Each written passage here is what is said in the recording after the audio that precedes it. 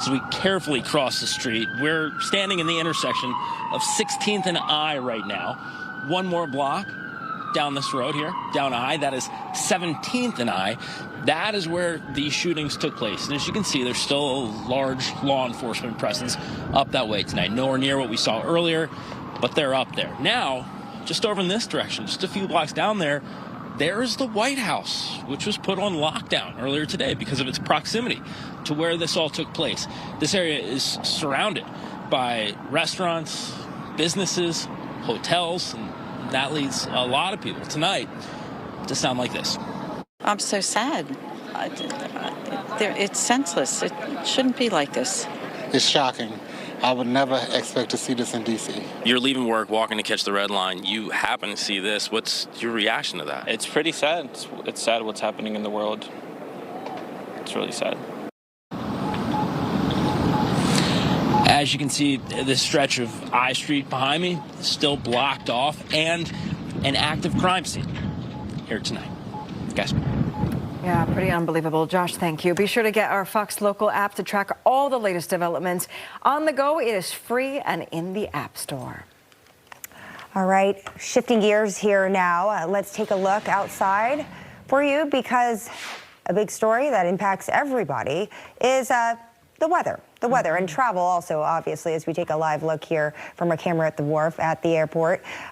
Overall, not too bad out there. It's dry, but let me tell you, Sharon, it is definitely a temperature change from what we saw earlier today if you had a chance to step outside. I mean, it was so nice today. Mike, we hit the 70s, and I guess this is going to change for tomorrow. No, it's already changing. As Angie mentioned, you step outside right now, winds are gusting, and that cold air roaring back into the D.C. region after our warmest day in 3 weeks here in Washington. Finally saw the 70s again, 72 Reagan National as well as Dulles. Baltimore hit 69, so they fell just short of that 70-degree reading, but 18 degrees above the seasonal average. We don't get a day like that too often as we work our way late November into just about early December here. Will that be our last 70-degree day of the year? We'll see. Live look at Reagan National, which I'm sure is still busy at this late hour with holiday travelers. D.C. at 51. Skies have cleared. It's the one good news. Bad news is, again, those temperatures dropping quick. Dulles at 48, BWI Thurgood Marshall 50, and we mentioned those gusty winds. Right now, gusts down at Reagan National 36 miles per hour. Gaithersburg 32, same for Frederick, 33 Cumberland, and we can continue to see some wind gusts up around 40. You see Winchester there gusting to 41 miles per hour. Satellite radar, as mentioned, excuse me, has gone pretty quiet, partly cloudy to mostly clear skies across much of the area. You get up to the north and west, those highlands, those mountains, seeing some snowflakes coming down courtesy of the Great Lakes, and look at that lake effect snow machine coming off of many of those lakes, and will be for just about all day tomorrow in locations like northern Pennsylvania, interior portions of New York State. They could be digging out from feet of snow on Thanksgiving Day up that way. Those lake effect snow bands known to do that, right? Overnight lows tonight as those winds continue to whip out of the north and west, bringing their temperatures down into the 30s. Thanksgiving Day, well, I hope everybody's got those indoor dinner plans because it will be cold. 46 degrees, winds remain breezy. We'll talk more about just how long this cold's sticking around and any winter weather in our future. More on that coming up, guys. All right, Mike, appreciate it. More top stories for you tonight. One man is dead in Arlington. Two others taken to the hospital after a stabbing. It happened around 5 o'clock this evening inside a business on North Glebe Road. Police say that the two men taken to the hospital are in serious but stable condition. There was believed to be a struggle in this incident, but again, we're still trying to put together the details as to what actually happened here. There's no ongoing threat to the community, and there's not believed to be any outstanding suspects. Police say road closures are expected in the area during the investigation. A person is dead after being hit by a Metro bus today. This happened this morning after officials say the person, who has not yet been identified, was lying on the street on Minnesota Avenue in Northeast. We are told that they were pronounced dead on the scene. Fox 5 will continue to follow up on this story and bring you updates as we learn more. Two people found dead in an apartment building on University Boulevard in Silver Spring. Firefighters responded around 11 this morning at the Warwick Apartments near Sligo Creek Parkway. Police say that the cause of death is still under investigation. A toddler survives after falling from the 6th floor of a home on Cherry Hill Road. This is in College Park. Sky Fox flying over that scene with the fire department responding shortly before 1 this afternoon. Remarkably, we're told this 2-year-old suffered serious but not life-threatening injuries.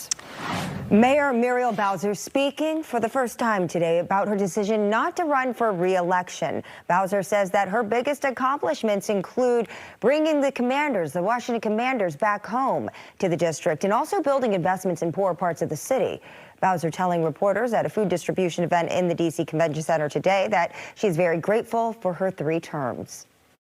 I'm grateful that D.C. residents gave me 20 years to serve this great city. From the bottom of my heart, I want to say thank you, thank you, thank you for placing your trust in me and giving me and my family this extraordinary opportunity. Bowser has been mayor for the district for the last 10 years. Her term will expire in January of 2027.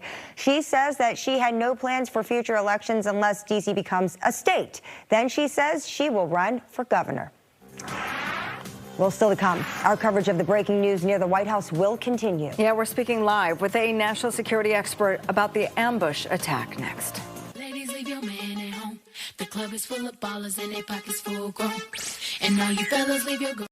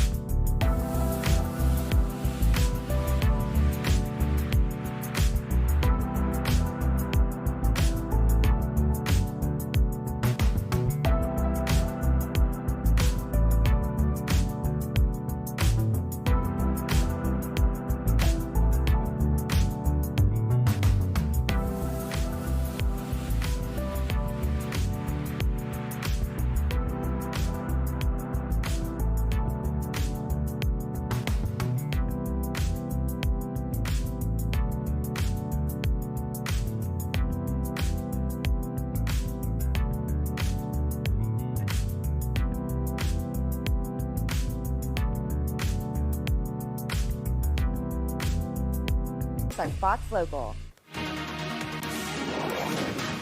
We're back now with that continuing coverage of today's shooting near the White House. 2 National Guard members from West Virginia shot in what is reportedly being investigated as a possible act of terrorism. We want to bring in national security expert Jack Tumarcio now for more insight. Thanks for joining us again tonight.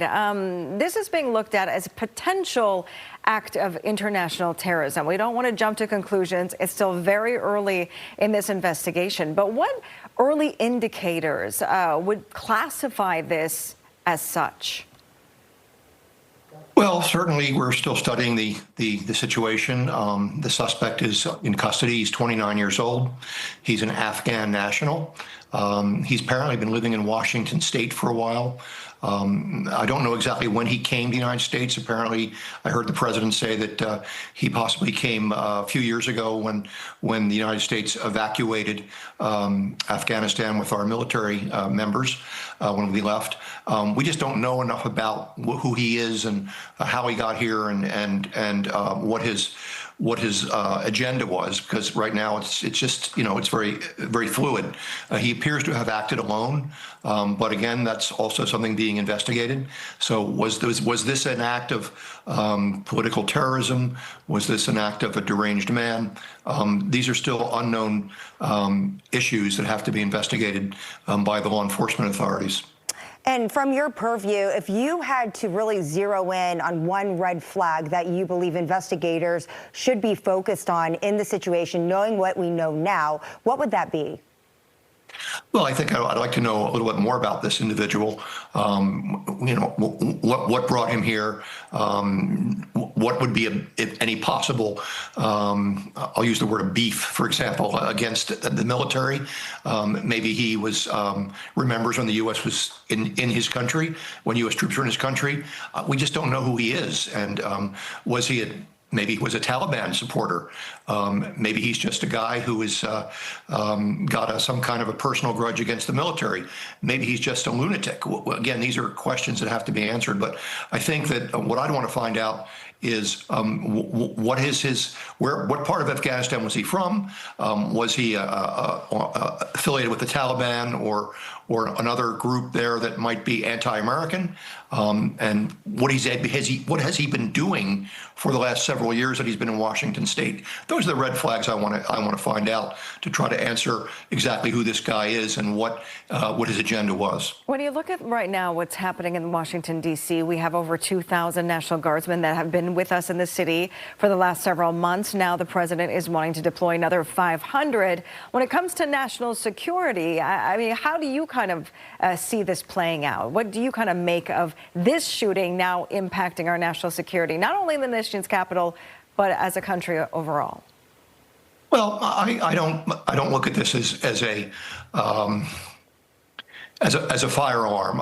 I certainly don't think that if this is a one-off type of event, it's not an event where this is the beginning of a series of attacks on National Guardsmen in Washington, D.C. or in other parts of the United States where they're deployed. So I don't know if I would classify this as a major national security threat. Again, I think that the facts have to come out about who this individual was. What is his situation? Why did he do what he did? If we can find that out. And that might answer the question, is this a major national security risk, or is this something that's more or less of a one-off type of an event by an individual that is either got a grudge against the country or a grudge against the people in the military, or has got some mental problems? Yeah.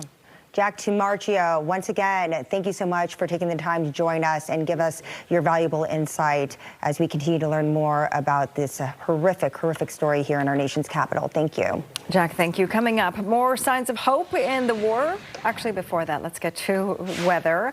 I guess the one thing that was good today in all of our coverage was actually the weather. It was 70s. I know, yeah. It was like the only thing that was good today, I will say. And it seemed like such an anomaly because, I mean, I felt like she was in a T-shirt outside earlier today for coming to work.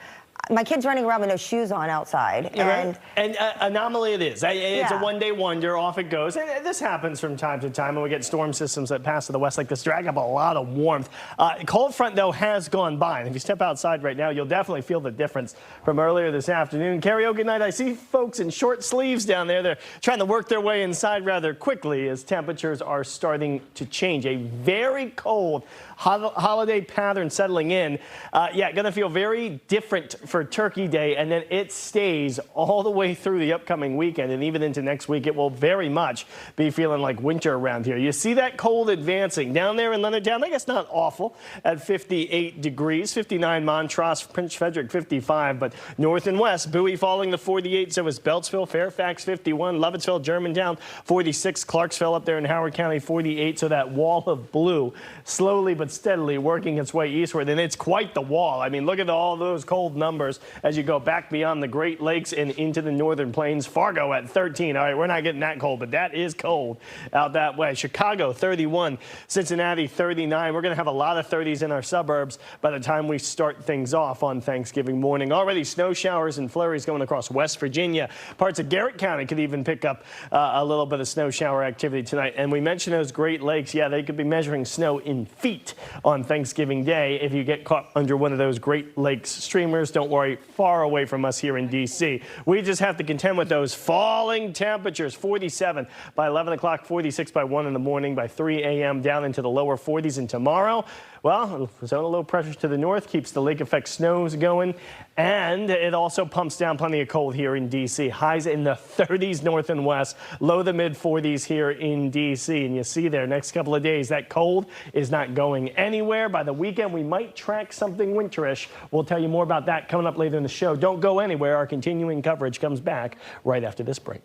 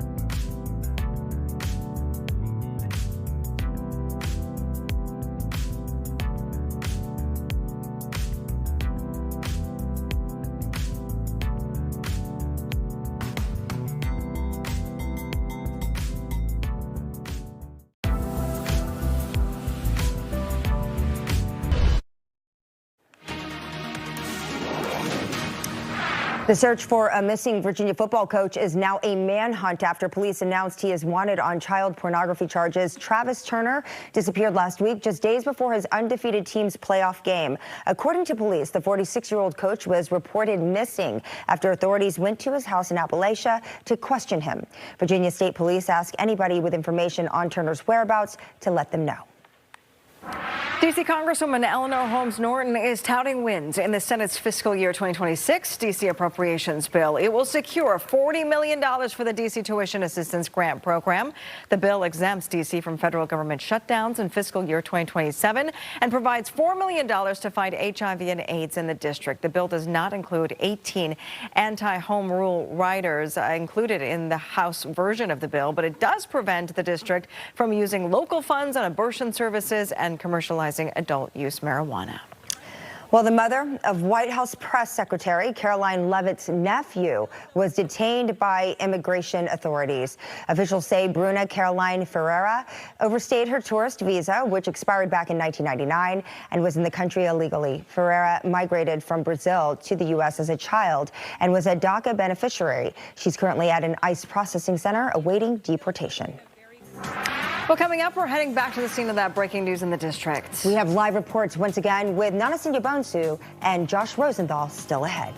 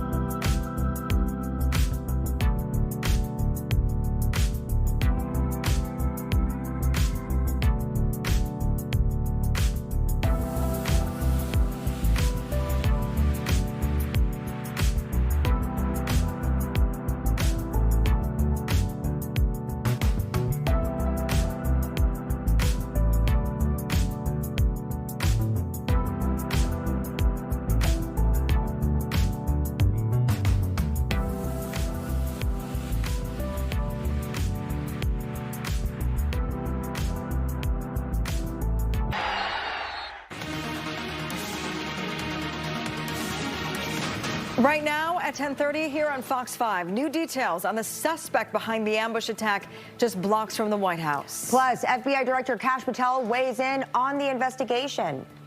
And we're going to have reaction from witnesses on the scene. The FBI now investigating the shooting against 2 National Guard members as a possible act of international terrorism. This happened in the Farragut Square area, roughly 2 blocks from the White House. And Fox News reporting that the suspect is an Afghan national named Ramanallah Lakhanwal. He reportedly entered the U.S. in 2021 after the U.S. withdrawal from Afghanistan and then overstayed his visa. President Trump tonight now calling for a reinvestigation of all Afghan refugees who entered the U.S. under the Biden administration in response to this shooting. Our live team coverage continues tonight. Our Josh Rosenthal has reaction from bystanders, but we begin with Fox 5's Nana Senyabonsu. She joins us right now, live from the corner of 17th and K Street with the very latest. Nana?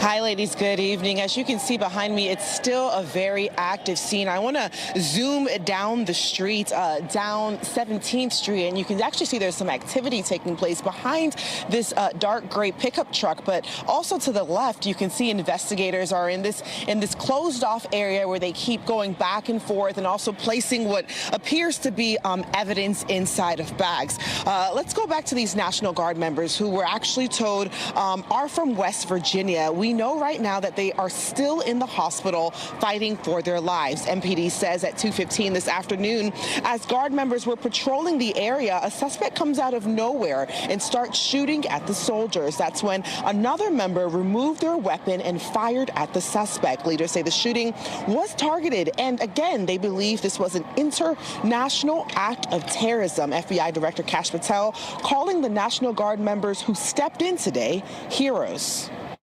The reason that this suspect is in custody is because of the bravery of the men and women of the National Guard who responded due to their extensive training to secure American lives today. There was not any further injury and any further shooting.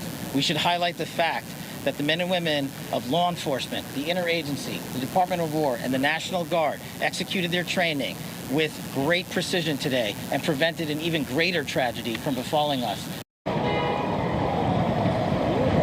Now, it's important to know that that suspect who was injured is in custody, but at the hospital being treated. During the press conference, we asked FBI Director Kash Patel if he believes the suspect acted alone, and he says yes, he does not believe there are any other suspects out there. And when it comes to the motive, it is still under investigation. But the biggest thing tonight coming from federal and local leaders is keep the family of these National Guard members in your prayer as we're heading in to Thanksgiving.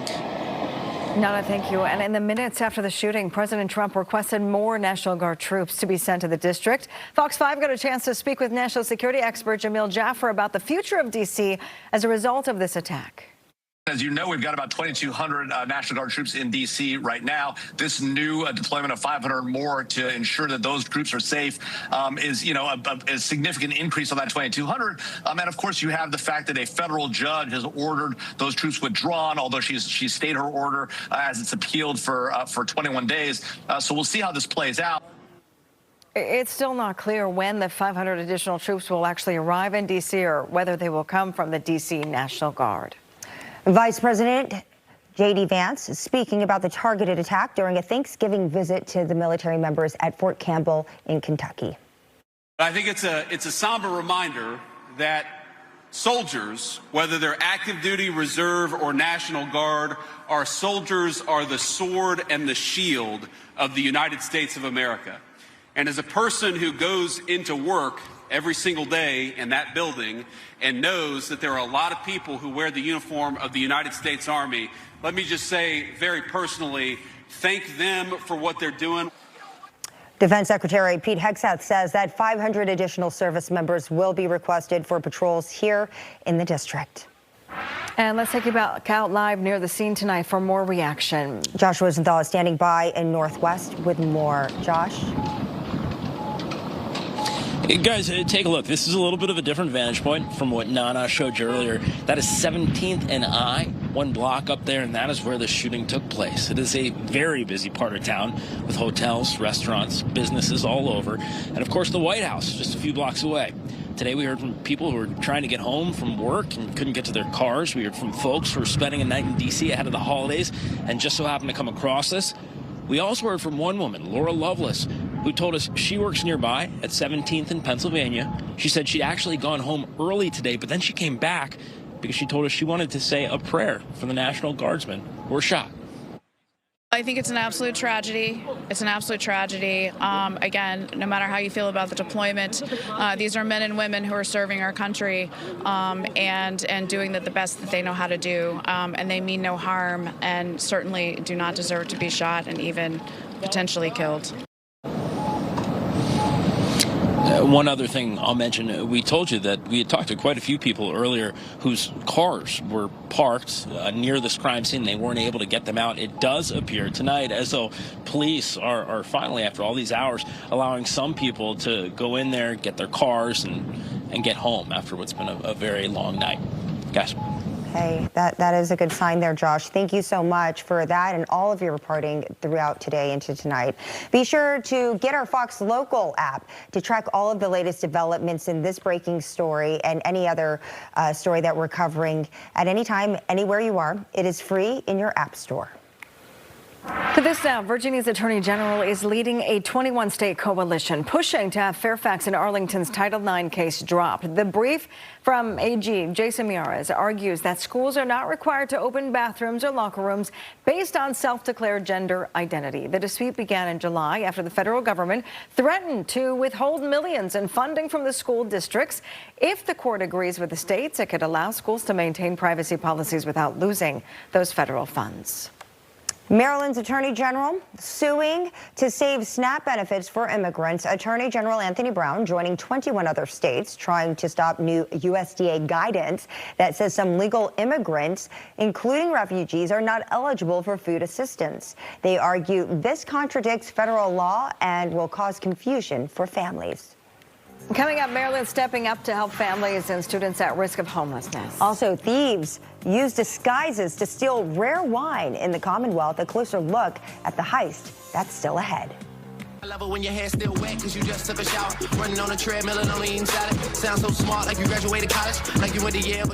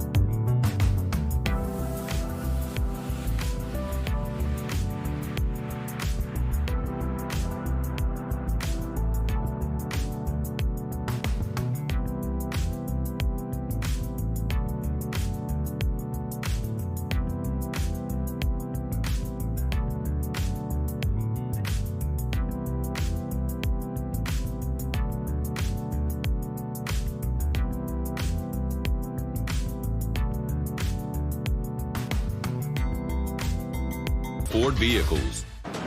And we have some breaking news to share with you. Just in, U.S. Citizenship and Immigration Services announcing it is suspending the processing of all immigration requests, including Afghan nationals. This comes hours after 2 National Guard members were shot near the White House. The suspect, reportedly an Afghan national who entered the U.S. in 2021 and overstayed his visa. Again, USCIS suspending all immigration requests for Afghan nationals, pending further review of security and vetting protocols. A luxury inn in the Clark County, Virginia, says a pair of thieves used disguises to steal some of the rarest wines in the world. And tonight we're seeing how calculated that theft really was. Deputies say the suspects wore wigs, posed as event planners to get inside a wine cellar on November 19th. They're accused of swapping ultra-rare bottles with counterfeits. One suspect was arrested on the scene. Another man still on the run tonight. And the whole thing, looking back in retrospect, was very well rehearsed. Just her rapid-fire questions, keeping me distracted, having me look through the cellar and show her examples of things that she had questions about for her boss that this whole event was supposedly for, and that her boss was very familiar with French wine. Investigators say several bottles are still missing. Each one has a unique serial number. Anyone with information is urged to call the Clark County Sheriff's Office. Well, a court officially dismissed the Justice Department's misconduct complaint against federal judge Ana Reyes in D.C. The complaint claimed Reyes behaved inappropriately during hearings on President Trump's transgender troops ban. The new ruling says that the department should have sought Reyes' recusal in the case rather than filing a whole separate complaint.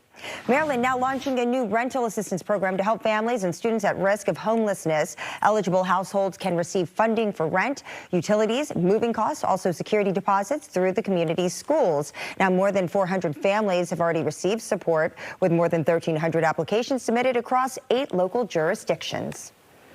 All right, coming up, a free meal for Thanksgiving, the tradition returning in Southeast. And the Capitals once again honor the GOAT, Alex Ovechkin.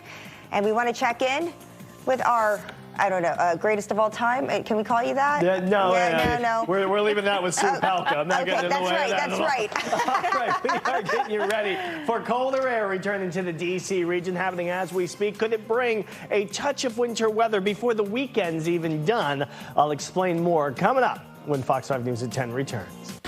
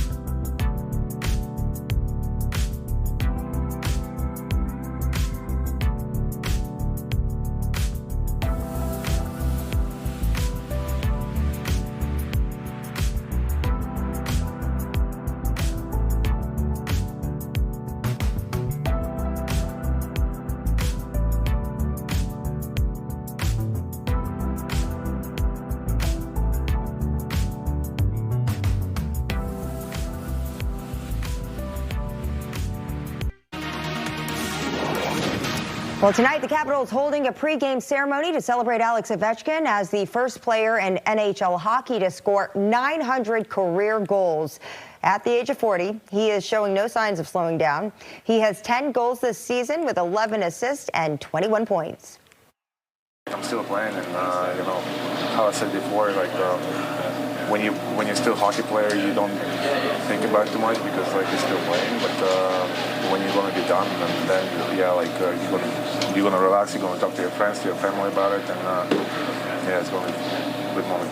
I've said this a bunch through the chase and through the last 2 years, like you almost take it a little bit for granted that it's just like, oh, it's Alex. Of course, he's the greatest goal scorer in the history of the game. Of course, he's going to play 1,500 games. And you just, to be scoring the way he has at the point in his career and throughout his career is just, it's hard to wrap your head around. The Capitals ended up beating the Winnipeg Jets tonight. Final score 4-3. All right, another check on the forecast before we let you go here at this 10 o'clock hour as we take a live look at National Harbor tonight. Of course, today is the eve of Thanksgiving. We hope everyone is at their final destinations or at least getting close to it and hopefully with loved ones tomorrow. We'll be back in 10 seconds with your weather.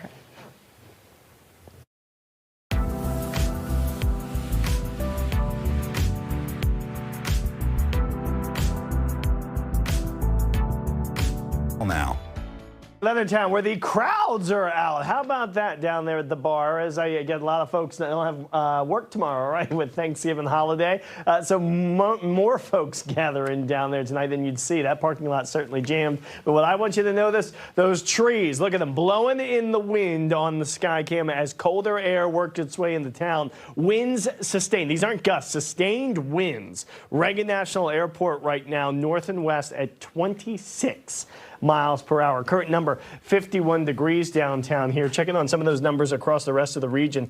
How about 40s north and west? Hagerstown 45, Winchester 43, 52 Culpeper. Leonardtown, where we just saw that beautiful shot on our SkyTam network, well, they're still hanging out at 56 degrees. And then across the map there, you are looking at 52 in Culpeper. So far, and just checking on some airport delays for you, not seeing winds impacting anything at Reagan National at the moment, but if that happens to change, we'll let you know, as winds are going to remain gusty as we bring in this colder air from the north and west. Pittsburgh 36, Columbus 35, Chicago, which picked up some snow earlier today or saw some falling from the sky, 31 degrees right now. Mention those winds, D.C.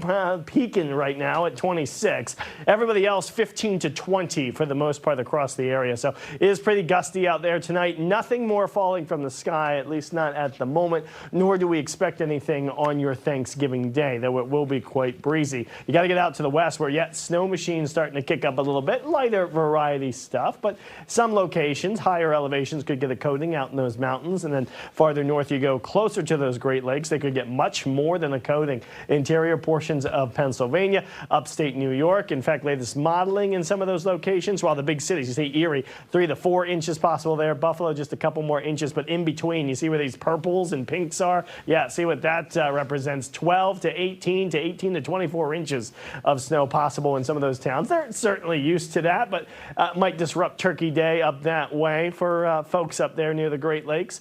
It'll avoid us here in D.C., but we're going to fight cloud cover, a lot of it tomorrow. I do think sunshine will occasionally poke on through, but compared to today, where we briefly had full-on sunshine, it will be a bit of a grayer afternoon. And feeling much chillier. As mentioned before, you're going to make it out, struggle to make it out of the middle 40s. Highs more typical of the middle of winter here. Well, I guess January 1st, technically early winter, mid-meteorological winter. 44 is the average high by January 15th, and that's what it's going to feel like as we head into Friday. Cold settling in through the weekend, and then another burst of it coming in early next week. So, yeah, winter settling in early. And if you read that winter weather outlook on fox5dc.com, you remember we did mention we would have the chance of starting things a little early this year in terms of winter cold and winter weather. Saturday, sunny to start. Clouds finish the day, 43 degrees. It's Sunday now that has our attention. Rain, yes, is favored, 47 degrees, but there is a chance that early, particularly if you're north and west in the morning,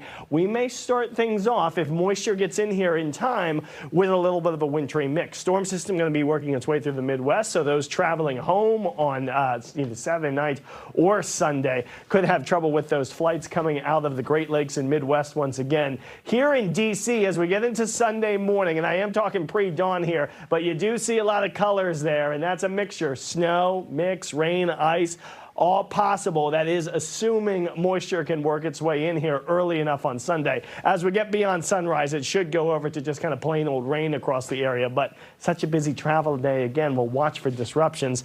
There's that 7-day. It's cold all the way through. Another chance of some winter weather around here next Tuesday, too. Guys? Thank you, Mike.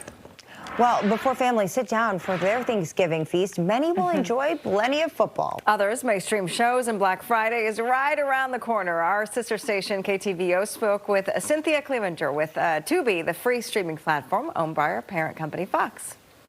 We have over 300,000 free movies and TV shows, tons on demand, and we've got some incredible stuff coming this Thanksgiving weekend. All right, when you have family in town, you're always looking for something great to watch. We have football coming up. Big games are happening. You'll be able to watch it on your local Fox affiliate or on Tubi as well. That's right. So tell us about that. Yeah, Thursday is one of the most storied lineups in NFL history. It's the Detroit Lions and the Green Bay Packers. They're playing in Detroit this year. You can watch it for free on Fox and, of course, streaming for free on Tubi. It is going to be an incredible game. Yeah. Also, if you're not there for the football, also music fans might love the concert. They're having a halftime show with Jack White. Oh, beautiful. Okay, so that's, so for the folks, the NFL knows how to get you. They do. Even if you have someone that's really not into the football, you're going to come watching the game anyway because you want to see the performances of stars who are there for sure. And also, you all have like football-themed movies, and you brought back another favorite this year, Sideline 2. Tell us a bit about it. Yeah, so Sideline 2 is a movie that is premiering on Thanksgiving Day on Tubi. It's the sequel to Sideline, the QB and Me, which came out last year. Many people, it became a catchphrase, nice catch cheer, not my name quarterback, went viral. And so Sienna Agudon and Noah Beck, who is a prolific creator, are the stars of the movie. They're coming back, and this time they're in college. So it's a story about young love, finding yourself, and there is football. There is football involved in it. And of course, when you're gathering around family on Thanksgiving, after you've eaten, sometimes you're looking for that really nice show to watch. This is that show. And more importantly, Tubi, you have shows like that and kind of whatever you're looking for on the service as well, right? Whatever you're looking for. It's all personalized viewing, so you can watch movies like Sideline. You can even watch your local Fox News. Local Fox News, your station is right there. The game is going to be there as well. Anything else you want folks to know before we go as they get ready to gear up for Thanksgiving, shopping, and maybe just sitting down and streaming? Yes, well, maybe don't tell your boss what you're doing at work, but... You've already given me up. Yeah, but also, we love our fans. We love our community of followers. We're a home for people who enjoy movies and TV shows, and we do it all for free. So we're giving you a little bit of that balance in your budget this year. Tubi has been one of those that you have these rabid fans that just love it because they just want to see what they'll discover next on the service. That's right. Yeah, Cynthia, thank you so much for joining us. We really appreciate your time today. Thank you. Happy holidays. Same to you as well. And this Thanksgiving, several local restaurants are pitching in to help those who need it the most in our community. Busboys and Poets in Anacostia will hold a free lunch, no questions asked.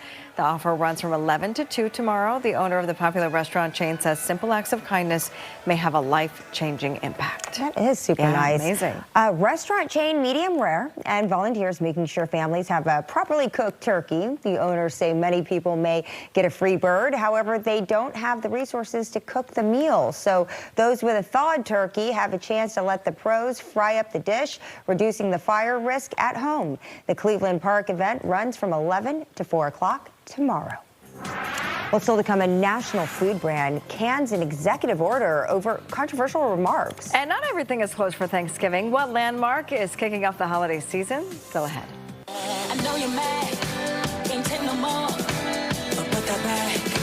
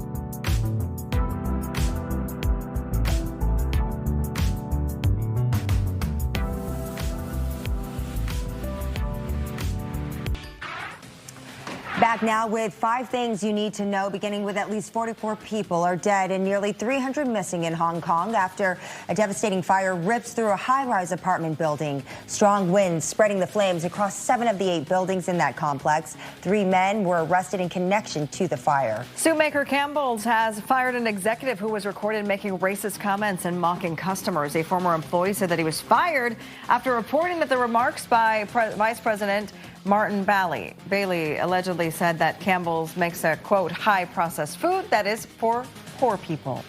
Apple passing Samsung in cell phone sales. According to Counterpoint Research, Apple will ship around 243 million iPhone units this year. That's compared to 235 million phones from Samsung.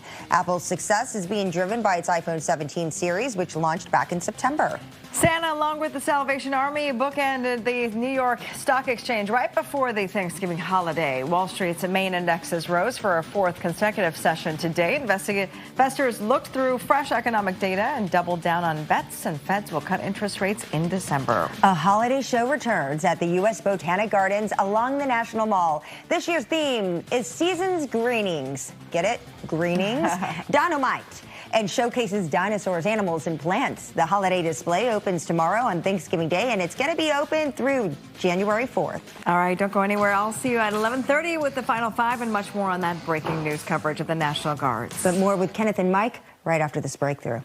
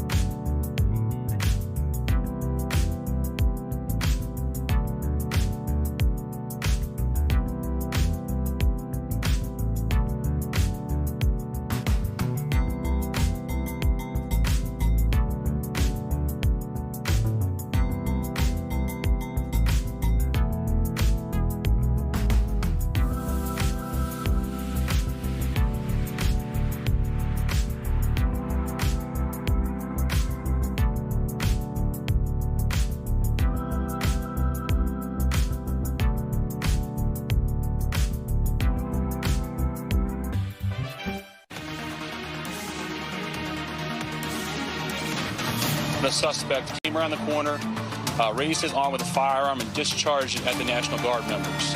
We ran about 4 or 5 storefronts down High Street. Then we kind of thought maybe it was construction. Then we heard another round of gunshots. Children on both sides of the street running in the opposite direction. The supervision is saying to the children, go, go, run. And then I heard help, help in the direction of the shooting. Tonight at 11, a violent ambush in the heart of the nation's capital. 2 West Virginia National Guard members targeted, shot blocks from the White House. The FBI now investigating the attack as a possible act of terrorism. President Trump addressing the nation earlier tonight. This heinous assault was an act of evil, an act of hatred, and an act of terror. It was a crime against our entire nation. It was a crime against humanity. Fox News reporting the suspect is an Afghan national named Ramanullah Lankinwal. He reportedly entered the U.S. in 2021 after the U.S. withdrawal from Afghanistan and then overstayed his visa. And just in, the Trump administration has stopped processing all immigration requests of Afghan nationals pending further review of vetting protocols. We have live team coverage for you tonight. Our Josh Rosenthal with reaction from bystanders. But we start with Fox 5's Nana Sayo-Bonsu live on the corner of 17th and K Streets in Northwest with the very latest. Nana.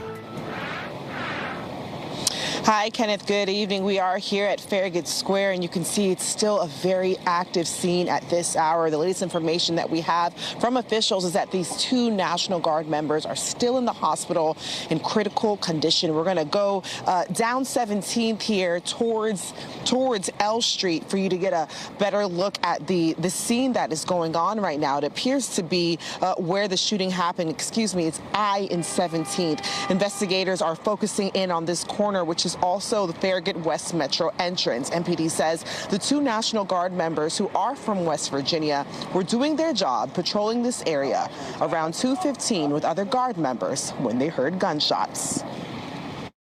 The suspect came around the corner, raised his arm with a firearm and discharged it at the National Guard members. The National Guard members, there were other members that were in the area.